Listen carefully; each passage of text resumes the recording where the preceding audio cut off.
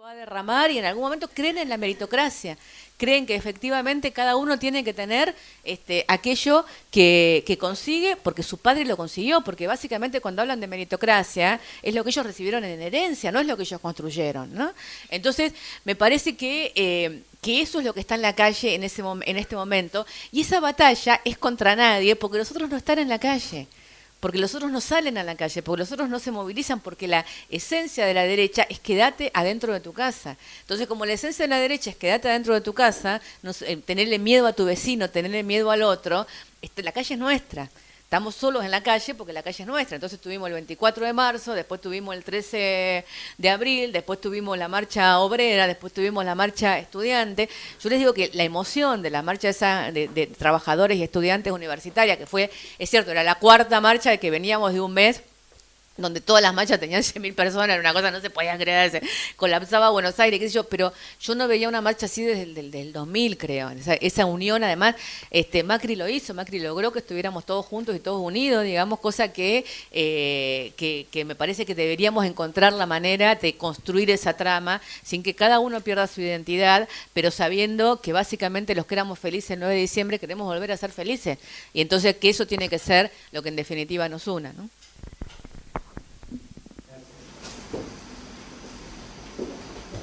¿Qué más? Bueno, si no hay otra consulta, digo una reflexión, ¿no? Yo soy bastante crítica de ciertas lecturas facilistas respecto respecto de Macri y respecto a la estrategia que tiene Macri en el poder y respecto del vamos a volver con facilismo, hasta con cierto fanatismo que da tantas vueltas por las redes sociales. Me parece que estamos expuestos a una trama bastante más compleja, ¿no? Me parece que hay que conocer esos resortes y hay que hacer lecturas no ingenuas, porque si no, tenemos 8 años de Macri. Sí, o 12. Claro. No, yo no hago ninguna lectura, Eugenio, y no creo que... Y creo que tenemos que volver y que tenemos que volver mejores y que si no volvemos nosotros y vuelven nuestros hijos, hay que hacer que nuestros hijos vuelvan mejores que nosotros, digamos. No tenemos idea cuánto va a durar esto y aparte lo que sí sabemos y lo que sí tenemos que apostar es a que dure 4 años. Y me parece que esa es otra cosa que tenemos que machacar porque a veces en estos encuentros colectivos eso cuesta, digamos, ¿no? A mí me ha pasado de estar en una plaza con los compañeros, enfervorizado y qué sé yo, y ay, vamos a volver y en 4 años vamos a volver y te dicen, 4 años no, ¿entendés? Sí, 4 años, ¿entendés? Digo, esto tiene que durar 4 años, porque tiene que durar 4 años porque nosotros todavía estamos en un proceso de transición a la democracia. La democracia no se conquista cuando vuelve la democracia, cuando vuelven los votos. La democracia se conquista cuando varias generaciones saben que la única posibilidad de vivir y de desarrollarse es en democracia. La democracia se conquista cuando finalmente nos sacamos el miedo del ADN, y nosotros todavía no nos hemos sacado el miedo del ADN, porque primero fue el terrorismo de Estado, porque después fue la hiperinflación, porque después fue la desocupación, y cada regreso de la derecha lo que hace es volver a activar ese miedo que tenemos en el ADN. Entonces nosotros necesitamos muchos años más de ejercicio de la democracia para ser un país verdaderamente democrático. Que esta democracia tiene que ser mejor, sin duda. Que esta democracia tiene que ser más deliberativa, sin duda, y para eso las redes son centrales y son fundamentales. Nosotros tenemos que lograr una forma de gobierno en la cual el debate colectivo impida que el que llega diciendo cualquier cosa, haga algo completamente diferente y no lo puedes parar de ninguna manera porque si sacas una ley que no le gusta, te la veta, digamos. La democracia que tenemos es muy imperfecta. Digo, una de las cosas que nosotros tenemos que pensar es por qué no hicimos una reforma de la Constitución cuando estábamos en el gobierno. La verdad es que nosotros deberíamos haber hecho una reforma de la Constitución, que nunca pudimos, porque si reformábamos la Constitución era para la reelección y entonces se nos hubiera vuelto en contra y todo lo que quieran, pero la democracia que tenemos es muy imperfecta.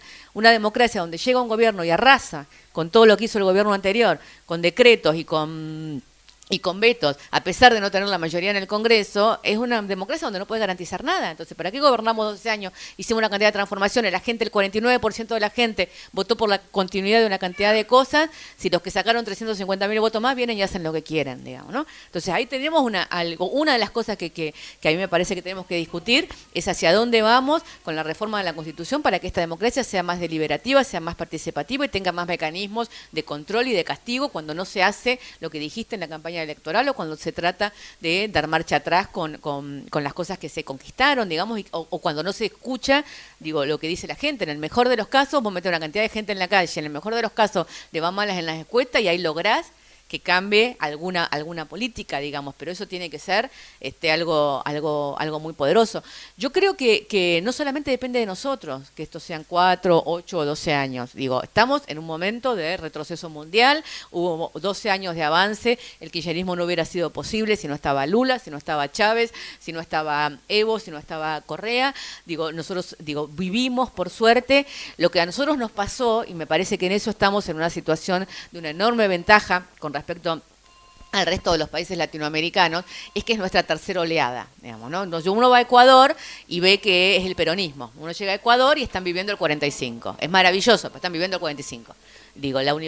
Vos llegabas a Ecuador en el momento en que asumió Correa y a la mayoría de la gente no se le ocurría que podía ir a la escuela, porque la escuela era para los ricos.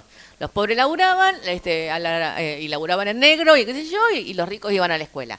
Que la educación sea universal o sea popular es o que se puedan jubilar o que tengan vacaciones o que tengan aguinaldo.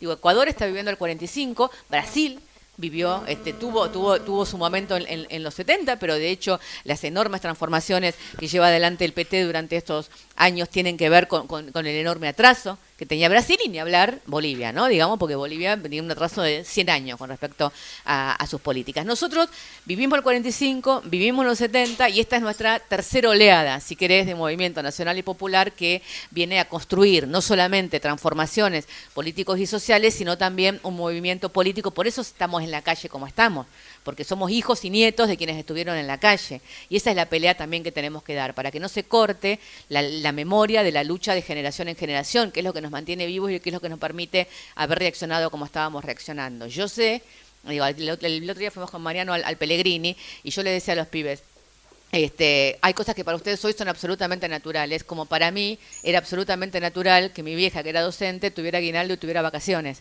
Y no me entraba en la cabeza que esa había sido una lucha enorme de una cantidad de gente para lograr eso y que había sido un gobierno, no cualquiera, el que lo había llevado adelante. Ustedes entran al secundario o crecen creyendo que en este país siempre uno pudo elegir libremente su orientación sexual y que esto fuera respetado y que pudieras amar a quien quisieras. Bueno, no fue siempre así. Ustedes nacen creyendo que en este país siempre el genocidio fue una mala palabra y que los genocidas tenían que morirse en prisión. Bueno, no fue siempre así. Ustedes en Córdoba todavía tienen una pelea larga para que esto sea entendido por gran parte de la sociedad, digamos. Pero estos cambios, que hoy son parte del sentido común colectivo, fueron producto de lucha de muchísimos años que terminaron haciéndose carne cuando el Estado se hace carne desde un determinado proyecto político.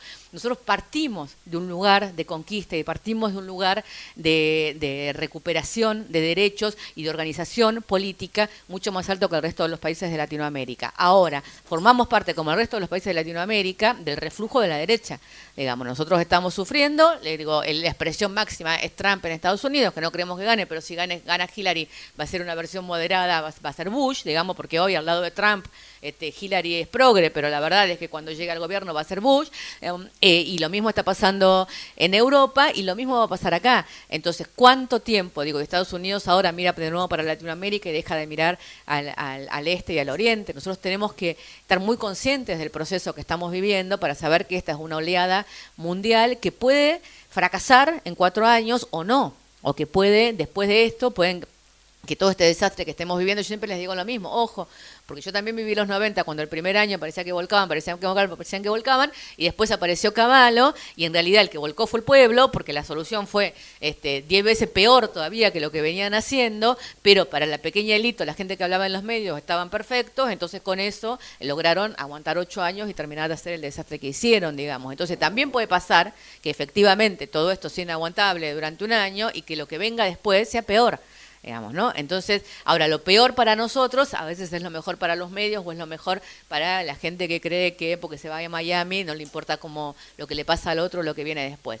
Entonces, tenemos que ir paso a paso, viendo cómo se construye, sabiendo pero así como te hablaba del circuito de la magia, del círculo de la magia, bueno, pero no, por eso no podemos dejar de desear, de decir, de realizar. Digo, nosotros tenemos que estar permanentemente, ¿cuál es nuestro objetivo? Nuestro objetivo es volver y nuestro objetivo es volver mejores. Estamos en esa construcción. En el medio pueden pasar muchísimas cosas, pero la verdad es que somos, la nuestra por lo menos, parte de una generación que bueno, Camilo acá me acaba de dar el libro sobre Cachorro, que las pasó todas, ¿no? En este país. O sea, lo peor ya pasó. Lo peor a todos nosotros ya nos pasó.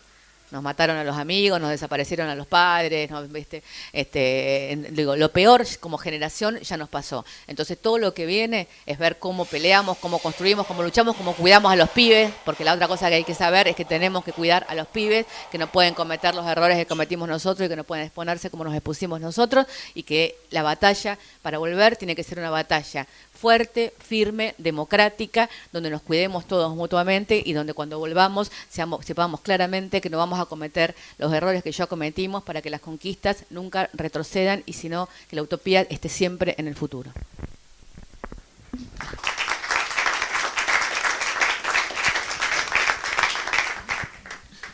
Hola, ¿cómo ves la cuestión del peronismo en este contexto? El peronismo, digo, porque de alguna manera, bueno, se está intentando reacomodar. En algún caso aparecen algunos líderes que tratan de ocupar los espacios. Los gobernadores tienen necesidades financieras, económicas. De pronto vuelve Cristina, entonces está la discusión del peronismo sin Cristina, el peronismo que también tira hacia la derecha, hacia el conservadurismo, pero que evidentemente es un actor central, digamos, de la política argentina. Y obviamente, bueno, hay quienes dicen que el peronismo por un lado, el cristinismo por otro, y las opciones de izquierda por otro, terminan siendo funcionales a lo que puede ser la continuidad de Macri y de la derecha. Entonces, ¿cómo ves vos, digamos, este actor que es complejo, que es polifacético, que es contradictorio, digamos, ¿no? Y además en esto, el kirchnerismo y este peronismo que de alguna manera en algún punto, digamos, adhiere, digamos, al proyecto nacional y popular. Vos sabés que en Los Chisperos tenemos una compañera que hace stand-up, por ahí escucharon, Vicky Grijera, montonerísima. Vicky Victoria es hija de un compañero montonero desaparecido. Es fabuloso lo que hace, porque hace una cosa postraumática, muy haciendo humor sobre su propia historia, con lo cual es muy catárquico. Dice, no, nací en la ESMA y me pusieron Victoria, pero tengo que estar agradecida que no me pusieron contraofensiva, ¿no? Pero y en una de las partes que a mí me hace reír mucho, siempre dice que, bueno, cuando era chica, digo, creció en ese ambiente, en esa idea de que el viejo era su abuelo, digamos, como crecían los hijos de los compañeros en los 70, y que todas las noches le preguntaba a su mamá qué es la muerte y qué es el peronismo. ¿Qué es la muerte y qué es el peronismo? Porque el peronismo es el que se había llevado a su papá. Y que la mamá un día le dijo, mira Vicky, vos vas a crecer, te van a pasar muchas cosas, vas a tener muchas experiencias, vas a hablar con mucha gente, vas a conocer, vas a leer, vas a estudiar, y cuando seas grande y cuando tengas otra cabeza y veas el mundo y toda su complejidad de otra manera, vas a entender la muerte.